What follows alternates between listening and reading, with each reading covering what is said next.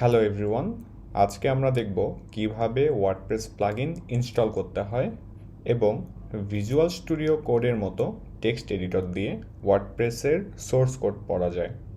আমাদের তৈরি করা লোকাল ওয়ার্ডপ্রেস সাইটটিকে প্রথমে আমরা ওপেন করব। এরপর প্লাগইনস পেজে যাব। আমাদের ডাউনলোড করা প্লাগইনের জিপ ফাইলটিকে আপলোড করে আমরা প্লাগইন ইনস্টল করতে পারি।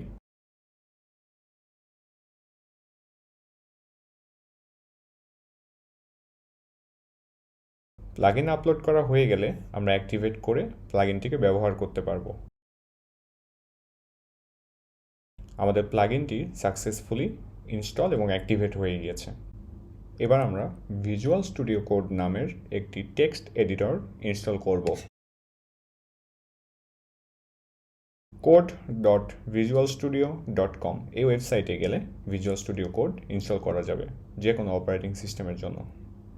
VSCode ইনস্টল করা হয়ে গেলে আমরা লোকাল বাই ফ্লাইহুইল থেকে গো টু সাইট ফোল্ডার বাটনে ক্লিক করব। এখানে ক্লিক করলে এই ওয়ার্ডপ্রেস ইনস্টলেশনের ডিরেক্টরিটি ওপেন হয়ে যাবে। আমরা অ্যাপ ডিরেক্টরি থেকে পাবলিক ডিরেক্টরিতে সিলেক্ট করব। এরপর ভিজুয়াল স্টুডিও কোড ওপেন করে আমরা পাবলিক ডিরেক্টরিকে ড্র্যাগ অ্যান্ড ড্রপ করে ভিজুয়াল স্টুডিও কোডে ছেড়ে দেব। তাহলে ভিজুয়াল স্টুডিও কোডে আমাদের ওয়ার্ডপ্রেস ইনস্টলেশনের ডিরেক্টরি ওপেন হয়ে যাবে। WP কন্টেন্টের ভেতর প্লাগইনস ডিরেক্টরির ভেতরে আমাদের ইনস্টল করা প্লাগইনের সোর্স কোড পাওয়া যাবে।